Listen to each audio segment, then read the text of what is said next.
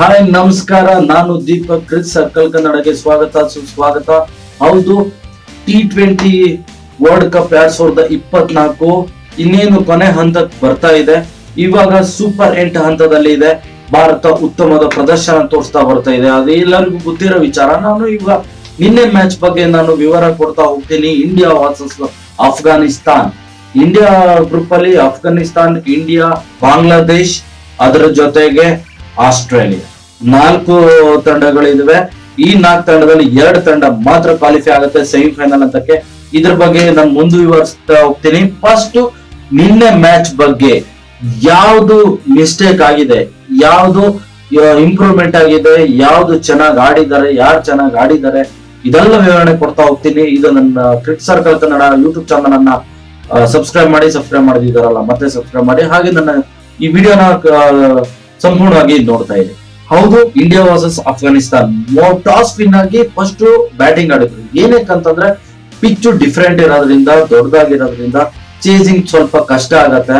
ಮತ್ತೊಂದಂದ್ರೆ first batting big score ಮಾಡಿದ್ರೆ India bowling ಚೆನ್ನಾಗಿದೆ, climax ಅಲ್ಲಿ ಆಡ್ಸ್ಕೋಬಹುದು. ಇದು ಪಾಕಿಸ್ತಾನ ಒಟ್ಟಿಗೆ ಹೆಂಗ್ ಆಡ್ಸ್ಕೊಟ್ರಲ್ಲ ಅದೇ ರೀತಿ ಇಂಡಿಯಾ ಬಂದ್ಬಿಟ್ಟು 181 ರನ್ ಕಲೆ ಹಾಕ್ಬೋದು. ಇದಕ್ಕೆ ಸಾಥ್ ಕೊಟ್ಟವ್ರಂದ್ರೆ ಮುಖ್ಯವಾಗಿ ಸೂರ್ಯಕುಮಾರ್ ಯಾದವ್. ಭಾರತ ತಂಡ ವರ್ಲ್ಡ್ ಕಪ್ ಅಲ್ಲಿ ಯಾಕೆ ಈ ತರ ಎಕ್ಸ್ಪೆರಿಮೆಂಟ್ ಮಾಡ್ತಿದಾರೆ ಅಂತ ನನಗಂತೂ ಅರ್ಥ ಆಗ್ತಿಲ್ಲ. ಯಾಕಂತಂದ್ರೆ ಮತ್ತೆ ಮತ್ತೆ ಅದೇ ತಪ್ಪುಗಳನ್ನ ಮಾಡ್ತಾ ಇದಾರೆ. ಅದೇನಂತಂದ್ರೆ ಓಪನಿಂಗ್ ಮತ್ತೆ ರೋಹಿತ್ ಶರ್ಮಾ, ಕೊಹ್ಲಿ ಓಪನಿಂಗ್ ಬರ್ತಾ ಇದಾರೆ. ಜಿಸ್ವಾನ್ ನ ಕಳ್ಸಿದ್ರೆ ಏನೋ ಒಂದ್ ಸ್ವಲ್ಪ ಮಟ್ಟಿಗೆ ಇಂಡಿಯಾಗೆ ಯೂಸ್ ಆಗುತ್ತೆ. ಯಾಕಂದ್ರೆ major wicket Kohli and Rohit Sharma. Opening ಅಲ್ಲಿ ಉತ್ತಮದ ಪಾರ್ಟ್ನರ್ಶಿಪ್ ಇಂಪಾರ್ಟೆಂಟ್ ಆಗಿರುತ್ತೆ. ಯಾರೇ ಆಡ್ಲಿ, ಯಾರೇ ಬಿಡ್ಲಿ, ಕೊಹ್ಲಿ ಆಡ್ಲಿ, ರೋಹಿತ್ ಶರ್ಮಾ ಆಡ್ಲಿ, ಆಡದೇ ಇರ್ಲಿ, ಬಟ್ ಇಂಡಿಯಾ ಗೆಲ್ಲೋದು ಇಂಪಾರ್ಟೆಂಟ್ ಆಗಿರುತ್ತೆ, ಪಂದ್ಯ ಗೆಲ್ಲೋದು ಇಂಪಾರ್ಟೆಂಟ್ ಆಗಿರುತ್ತೆ. ಅದಕ್ಕೋಸ್ಕರ ಇಂಪಾರ್ಟೆಂಟ್ ಪ್ಲೇಯರ್ ಆಡ್ಲೇಬೇಕಾಗಿರತ್ತೆ. ಯಾಕಂದ್ರೆ ಮ್ಯಾಚ್ ಸಂಪೂರ್ಣವಾಗಿ ಅವ್ರ ಮೂಲಕನೇ ಪ್ರೆಷರ್ ಆಗಿ ಅವ್ರ ಮೂಲಕನೇ ಇರೋದು. ಹೌದು, ಮೊದಲನೇದಾಗಿ ರೋಹಿತ್ ಶರ್ಮಾ, ಕೊಹ್ಲಿ ಮತ್ತೆ ಓಪನಿಂಗ್ ಬಂದಿದ್ರು. ಇದ್ರ ಬಗ್ಗೆ ನಾನು ಸಂಪೂರ್ಣ ವಿವರ ಕೊಡ್ತಾ ಹೋಗ್ತೀನಿ. ಅದಕ್ಕಿಂತ ಮುಂಚೆ ಭಾರತ ತಂಡದಲ್ಲಿ ಯಾರ್ಯಾರು ಉತ್ತಮವಾದ ಪ್ರದರ್ಶನ ತೋರಿಸಿದ್ರು, ಯಾರು ಸ್ವಲ್ಪ ಕಳಪೆ ಪ್ರದರ್ಶನ ತೋರಿಸ್ತಾರೆ ಅಂತ ನಾನು ನೋಡ್ಕೊಬರೋಣ ಬನ್ನಿ. ರೋಹಿತ್ ಶರ್ಮಾ 8 ರನ್, ಕೊಹ್ಲಿ 24 ಎಸೆತ 24 ರನ್, ಇನ್ನು ಡುಬೆ ಆಸ್ ಯೂಶಲಿ 7 ಎಸೆತ 10 ರನ್, ಜಡೇಜಾ ಕೂಡ 7 ಬಾಲ್ 5 ರನ್. ಪಂತ್ ಉತ್ತಮದ ಸಾಥ್ ಕೊಟ್ಟರು ಭಾರತ ತಂಡಕ್ಕೆ, 11 ಎಸೆತ 20 ರನ್. ಅದೇ ರೀತಿ ಮೇನ್ ಪಿಲ್ಲರ್ ಆಗಿ ಸೂರ್ಯಕುಮಾರ್ ಯಾದವ್ 28 ಎಸೆತ 53 ರನ್ ಕಲೆ ಕೊಟ್ಟರು. ಅದರಲ್ಲಿ 5 4 3 6 ಒಳಗೊಂಡಿತ್ತು. ಇನ್ನು ಹಾರ್ದಿಕ್ ಪಾಂಡ್ಯ ಕೂಡ ಒಳ್ಳೆ ಸಾಥ್ ಕೊಟ್ಟು ಸಹಾಯ ಮಾಡಿದ್ರು ಸೂರ್ಯಕುಮಾರ್ ಯಾದವ್ಗೆ. 24 ಎಸೆತ 32 ರನ್ ಕಲೆ ಕೊಟ್ಟರು. 3 4 ಇತ್ತು, ಅವ್ರ ಜೊತೆಗೆ 2 6 ಇತ್ತು. ಅದರ ಜೊತೆಗೆ ಸ್ವಲ್ಪ ಪ್ರಮಾಣಗಳಾದ್ರೂ ಕೂಡ ಭಾರತ ತಂಡಕ್ಕೆ ಹೆಲ್ಪ್ ಆದ್ರು. ಅದೇ ಅಕ್ಷರ್ ಪಟೇಲ್ 6 ಎಸೆತ 12 ರನ್, 3 4 ಇತ್ತು. ಇದಿಷ್ಟು ಬ್ಯಾಟಿಂಗ್ ಗಳು, ಬ್ಯಾಟ್ಸ್ಮನ್ ಗಳ ವಿವರ. ಆದ್ರೆ ಇನ್ನು ಬೌಲಿಂಗ್ ಗಳು ವಿವರ ನಾನು ಹೇಳ್ತಾ ಹೋಗ್ತೀನಿ. ಮೊದಲನೇದಾಗಿ ಬೂಮ್ರಾ ಉತ್ತಮದ ಪರ್ಫಾರ್ಮೆನ್ಸ್ ತೋರಿಸ್ತಾ ಬರ್ತಿದ್ದಾರೆ ಈ ವರ್ಲ್ಡ್ ಕಪ್ ಅಲ್ಲಿ. ಹೌದು, 4 ಓವರ್ ಅಲ್ಲಿ 1 ಮೇಡಲ್, 7 ರನ್ ಕೊಟ್ಬಿಟ್ಟು 3 ವಿಕೆಟ್ ಪಡ್ಕೊಂಡಿದ್ದಾರೆ. ಆ 7 ರನ್ ಅಲ್ಲಿ 4 ರನ್ ಸ್ಲಿಪ್ ಅಲ್ಲಿ ಮಿಸ್ ಆಗಿ ಹೋಗಿರೋದ್ರಿಂದಾನೆ ಬಂದಿರೋದು. ಉತ್ತಮದ ಬೌಲಿಂಗ್ ಪ್ರದರ್ಶನ. ಇನ್ನು ಅದ್ರ ಜೊತೆಗೆ Harshdeep Singh 4 over 36 run, 3 wicket ಕಲೆ ಕೊಟ್ರು. ಅಕ್ಷರ್ ಪಟೇಲ್ ಕೂಡ 3 ಓವರ್ 1 ಮೇಡಲ್, 15 ರನ್, 1 ವಿಕೆಟ್ ಕಲೆ ಹಾಕೊಟ್ರು. ಅದ್ರ ಜೊತೆಗೆ ಹಾರ್ದಿಕ್ ಪಾಂಡ್ಯ ಆಲ್ರೌಂಡ್ ಪರ್ಫಾರ್ಮೆನ್ಸ್ ತೋರಿಸ್ಬಿಟ್ಟು 2 ಓವರ್ 13 ರನ್ ಕಲೆ ಹಾಕೊಟ್ರು. 2 ಓವರ್ 13 ರನ್ ಕೊಟ್ಟಿದ್ದಾರೆ. ಇನ್ನು ಕುಲ್ದೀಪ್ ಯಾದವ್ 4 ಓವರ್ 32 ರನ್ ಕೊಟ್ಟು 2 ವಿಕೆಟ್ ಕಲೆ ಹಾಕೊಂಡಿದ್ರು. ಇನ್ನು Jadeja as usually 3 over 20 run, 1 wicket ತಗೊಂಡಿದ್ದಾರೆ. ಇದಿಷ್ಟು ಬೌಲಿಂಗ್ ವಿವರ. ಆದ್ರೆ ನಿಮ್ಗೆ ನಾನು ನಿನ್ನೆ ಪಂದ್ಯದ ಬಗ್ಗೆ ಎಲ್ಲಿ ಮಿಸ್ಟೇಕ್ ಆಯ್ತು, ಯಾರ್ಯಾರು ಇನ್ನೂ ಇಂಪ್ರೂವ್ಮೆಂಟ್ ಆಗ್ಬೇಕು ಅಂತ ನನ್ನ ಅನಿಸಿಕೆ. ಯಾಕಂತಂದ್ರೆ first of all opening change ಆಗ್ಲೇಬೇಕು. ಯಾಕಂತಂದ್ರೆ ಓಪನಿಂಗ್ ಚೇಂಜ್ ಆಗಿಲ್ಲ ಅಂತಂದ್ರೆ ಮಿಡ್ಲ್ ಆರ್ಡರ್ ಹೊರತ ಕೊಡತ್ತೆ. ಇವಾಗಿರೋದು ಮ್ಯಾಚ್ ಅಲ್ಲ, ಇವಾಗಿರೋದು ಮ್ಯಾಚ್ ಅಲ್ಲ. ಇನ್ ನೆಕ್ಸ್ಟ್ ಮ್ಯಾಚ್ ಬಾಂಗ್ಲಾದೇಶ್ ಬರುತ್ತೆ, ನೆಕ್ಸ್ಟ್ ಮ್ಯಾಚ್ ಆಸ್ಟ್ರೇಲಿಯಾ ಬರುತ್ತೆ.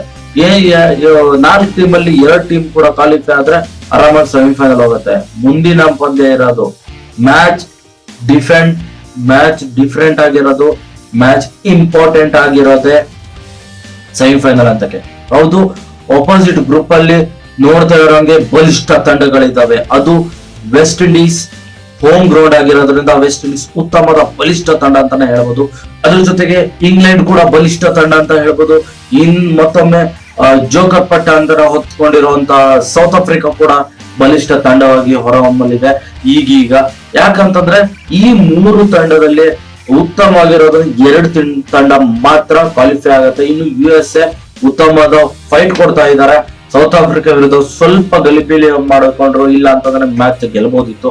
ಇನ್ನು ಅವರೊಟ್ಟಿಗೆ 3 ತಂಡ, ಇದರಲ್ಲಿ 2 ತಂಡ ಬಂದ್ರೆ ಯಾರು ಬರ್ತಾರ ಅಂತ ಹೇಳಕ್ ಆಗಲ್ಲ. ಯಾಕಂತಂದ್ರೆ ಇಂಡಿಯಾಗೆ ಸೆಮಿಫೈನಲ್ ಯಾರು ಕೂಡ ಸಿಗ್ಬೋದು. England, West Indies, South Africa ಈ 3 ತಂಡದಲ್ಲಿ ಯಾವ ತಂಡ ಬೇಕಾದ್ರೂ ಸಿಗ್ಬೋದು. ಅದು ನಮ್ಗೆ ಇಂಪಾರ್ಟೆಂಟ್ ಆಗಿರತ್ತೆ. ಯಾಕಂದ್ರೆ ಲಾಸ್ಟ್ ಇಯರ್ ನೆನಪಿದೆ, ಇಂಗ್ಲೆಂಡ್ ಹೀನೆಯಾಗಿ ಸೋಲಿಸಿದ್ದಾರೆ ಇಂಡಿಯಾಕ್ಕೆ.